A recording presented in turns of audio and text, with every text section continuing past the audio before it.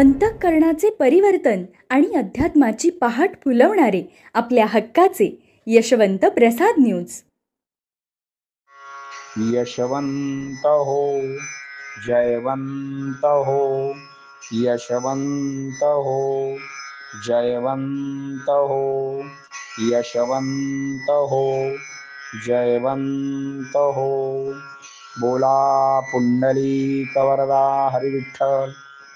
श्री ज्ञानदेव तुकाराम पंढरीनाथ भगवान की जय. परमहंस सद्गुरु श्री यशवंत बाबा महाराज की जय. पार्वती पते हर हर महादेव हर. सज्जन हो, आज 3 एप्रिल आजच्यासाठी सद्गुरु यशवंत बाबा यांचे सुवचन म्हणजे, आता इथे सगळे येतात पण सगळे चहाच्या मागे लागलेले आहेत. आशेचे चाळ पायात बांधून, मोहाचे गाठोडे डोक्यावर घेऊन, चिंतेच्या धाग्यासह पाया पडतात. देव पाहिजे कोणाला? आशेवर जगणारे सगळे. देवाकडे जायचे तर मागायला जाऊ नये. मागायला गेल्यास मागायचे विसरलेले बरे. कारण माणूस मागतो काय? व्यवहारातीलच मागणार. मागणार आणि मागून फसणार.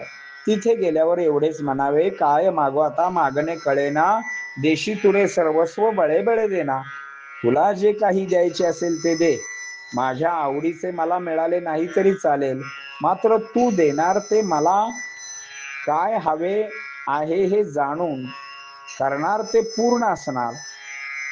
हे मागून दुःखात पडणार आणि माझा देव देऊन देव दुःखात पडणार. कारण मागायला सुद्धा अक्कल लागते.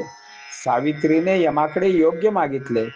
यम तिच्या नवऱ्याला नेणार होता, पण तिच्या पातिव्रत्याच्या प्रभावाने यमाला शेवटी म्हणावे लागले, याचे प्राण सोडून तू काहीही माग, मी तुला द्यायला तयार आहे. मग ती म्हणाली, माझ्या सासऱ्याने त्यांच्या 100 नातवांना पाहावे. यम तथास्तु म्हणाला. तथास्तु म्हणाल्यानंतर यमाला कळून चुकले की सावित्रीने काय मागण्या केल्या आहेत.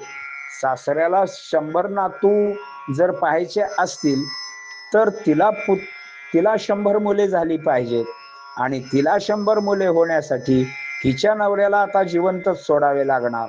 शिवाय तिचे सासरे दृष्टीहीन होते. त्यांना जर 100 नातवांना पाहावे असे जर वाटले तर अगोदर त्यांना दृष्टी मिळणे गरजेचे होते. असे अक्कल हुशारीने देवाकडे मागावे. महाराज पहिल्यांदाच म्हणाले, हे सगळे येतात पण चहाच्या मागे लागलेले. इथे श्रींच्या माळावर चहा हा प्रसाद म्हणून दिला घेतला जातो. चहा प्रसाद म्हणजे दुःख मुक्ती आणि अर्थप्राप्ती यांच्यावरचा हमखास उपाय. आणि प्रत्येकाला हेच हवे असते. दुःख कोणाला हवे आहे आणि पैसा कोणाला नको? प्रत्येकाला सुख हवे आहे, दुःख कोणालाच नको असते. कुंतीने मात्र दुःख मागितले. ती गोपाळ कृष्णाला म्हणाली, हे गोपाळा, तू मला दुःख दे, कारण मी दुःखात असेल तरच तुझी आठवण राहते, नाहीतर मी तुला विसरून जाते. असा एखादाच विरळा. पैसा तर सर्वांनाच हवा असतो. लहान मुलाला सुद्धा पैशावर अति प्रेम असते. मोठी माणसे मुलांचेच मोठे रूप असतात, मग त्यांना मोठे पैसे हवे असतात. कारण पैशाने मान मिळतो, सन्मान मिळतो, सुख मिळते, आनंदाचे दिवस येतात, गाडी बंगला माडी आपली होऊ शकते. मात्र ही पैशाने मिळणारी सुखे कायमस्वरूपी सुख देणारी नाही, याचा प्रत्येकाने विचार करावा. गाडी घेतली, अपघात झाला, कोणाचा पाय मोडला, कोणाचा हात तुटला, म्हणजे पुन्हा नवीन दुःख उभे राहते. भगवंताजवळ मागावे काय हे कळाले पाहिजे, कारण तो सर्व सत्ताधीश आहे. श्री गुरुना देव दाखवा म्हटले तर देव दाखवण्याची पात्रता त्यांच्या ठायी असते. अशाना आपण गाडी बंगला माडी पैसा मागणे म्हणजे हा वेडेपणा नव्हे काय? सद्गुरु व्यवहारातील सुखापेक्षा आध्यात्मिक सुख देण्यासाठी असतात, हे आपण विसरून जातो आणि श्री गुरु म्हणजे मागण्याचे यंत्र करून बसतो. प्रत्येकाच्या पायात आशेचे चाळ बांधलेले आहे.